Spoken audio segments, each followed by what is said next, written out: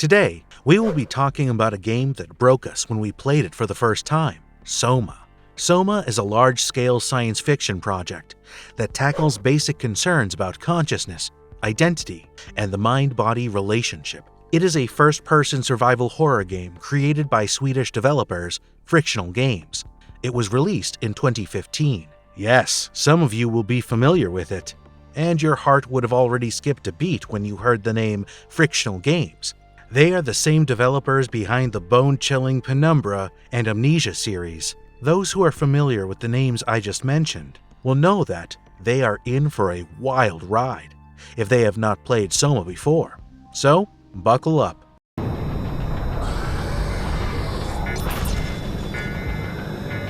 Setting of horror. Soma, like the finest thrillers, retains a disturbing degree of ambiguity that makes you question everyone and everything. This game is set in the year 2104, in Pathos 2, a distant, derelict undersea research facility with machines that have human attributes such as awareness. Under mysterious circumstances, Simon Jarrett is thrown into this unknown world, and he embarks on a journey of discovery as he tries to cope with his situation and make sense of his future. You will come across a variety of monsters, each one of which represents one of the game's themes. Instead of the typical scares present in most video games in the same genre, this game focuses on psychological horror components. Throughout the game, you will find many clues, such as notes and audio cassettes, which advance the plot. The player will advance through puzzles, exploration, and stealth. If you fail to avoid monsters, you will die. 2 years after release, Frictional Games added a safe mode that keeps the monsters but prevents them from killing the player.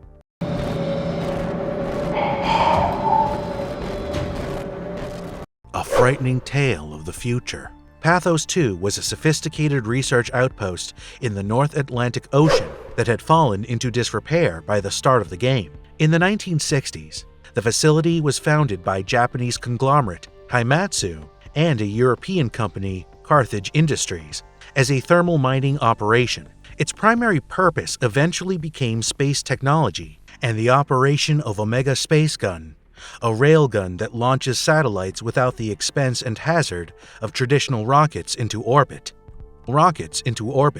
After a huge extinction disaster triggered by a comet impacting the globe, the crew of Pathos 2 became the last humans to survive on Earth, and the last humans there struggled to live daily, seeking to combat the bad consequences of their collective isolation, as well as other challenges that began to threaten their well-being.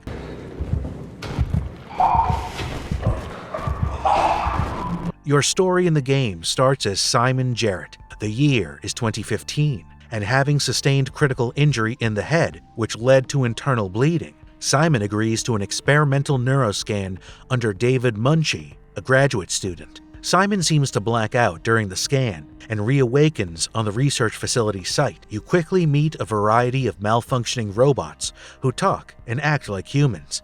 Because they're operating a digital and exact replica of a person's mind, these robots don't see themselves as machines. As a result, there are a number of philosophical questions that await investigation. Simon first believes that these robots are being remotely controlled and serving as avatars for individuals in other locations. These aren't your typical sleek, squishy androids. Even though they're rusted, broken down heaps of metal, they're slightly anthropomorphized. You will see cameras are placed where you'd expect eyes, which just adds to the sorrow of the scenario. Exactly. Are you for real? I'm right here. See me waiting? Look at my hands.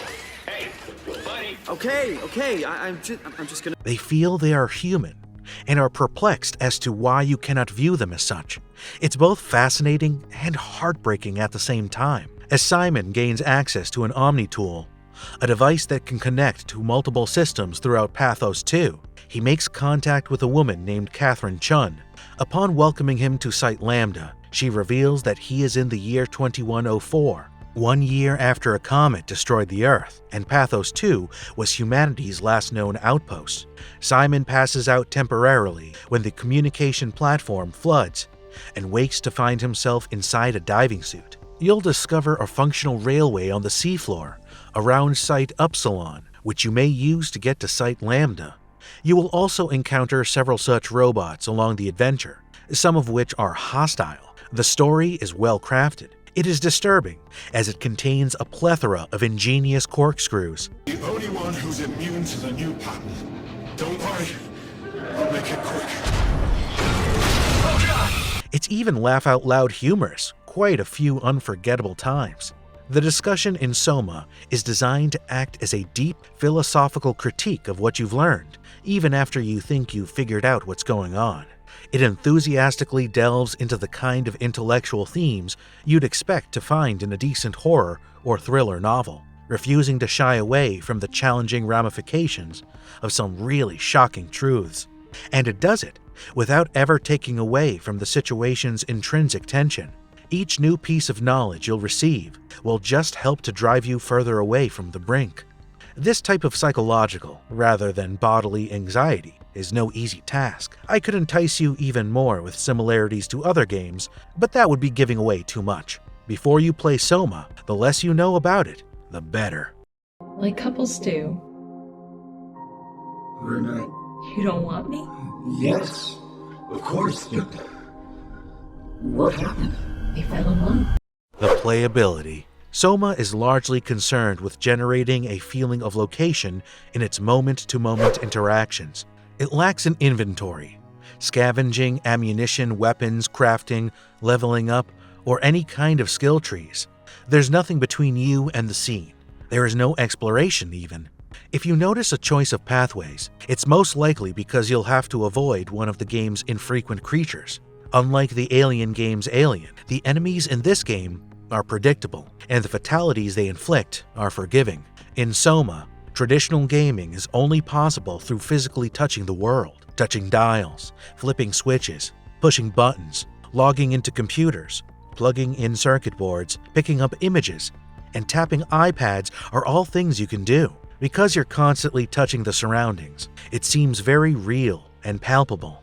As you prod, the environment creaks and moans, also as if it takes a breath.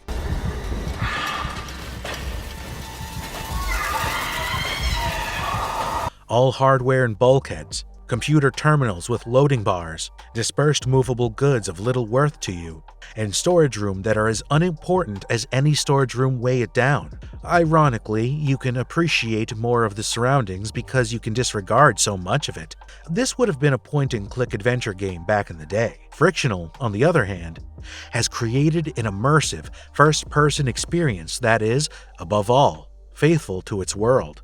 Soma's environment is immediate and colorful, free of waypoints or bright orange parts, and under your fingertips rather than behind a HUD. It's creepy, awful, tragic, awe-inspiring, and even heartbreakingly beautiful at times. Some of these environments are among the most stunning I've ever seen in a video game. Frictional has shown to be faithful to the reality of its oceanic haunted home. The ocean is dark. Incredibly dark. However, this isn't an underwater haunted house for the same reason that BioShock was, to keep the location small enough for sumptuous detail and first-person shooting. Instead, this is an oceanic haunted house, which serves a plot purpose. 70% of the game is built upon its narrative. The rest of Soma's gameplay is made up of exploration and puzzle solving. While some of its research stations look eerily familiar to those found in other horror games, darkly lit, blood-streaked, there is a surprising amount of variation to be found. The malevolent power that controls the creatures takes possession of certain locations, resulting in bizarre and unsettling biomechanical environments. One of Soma's most dependably horrifying passages takes place at the bottom of a vast undersea trench with no monster in sight.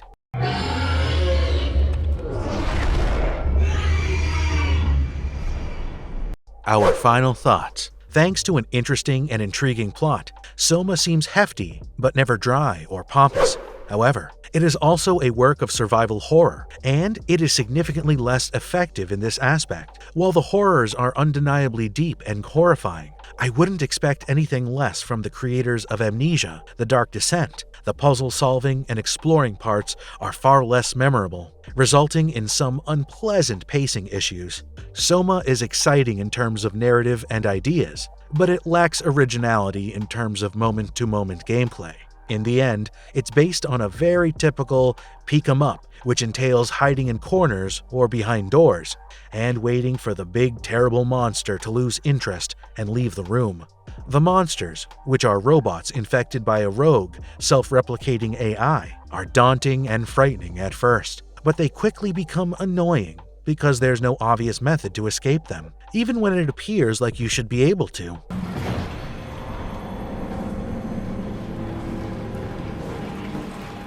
It isn't the first time the notion of artificial intelligence has been addressed in science fiction, but it makes especially clever use of video game tropes to depict those basic themes in new and surprising ways.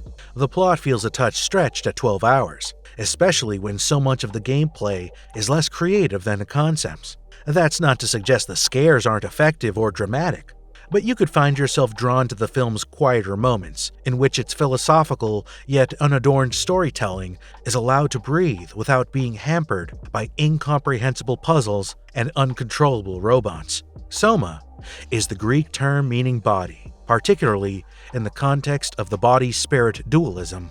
The title of the game alludes to the belief that there is something other than our physical bodies, that we are made up of two unique beings, one of which lives on after death. Soma works on numerous levels, as does any well-crafted tale. The most evident is the exploring of an undersea base.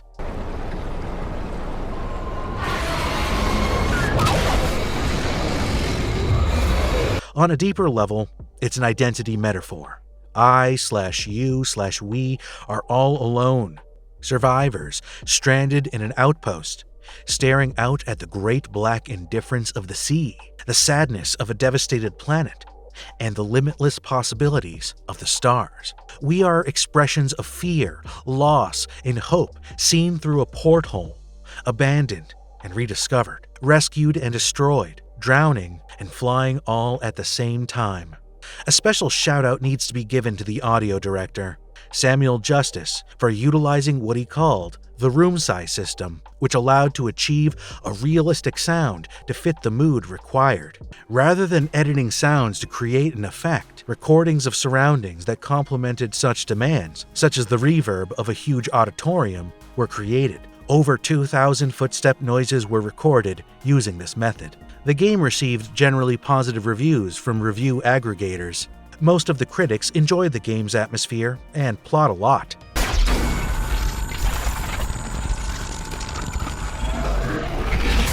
You did it! You did it! They do agree that the element of fright is less than Amnesia, but in terms of the story and setting, they felt this is a stronger game. The only element that received a little bit of criticism is the execution and design of the villains. When it comes to honors, by March 2021, 1 million copies of the PC version had been sold.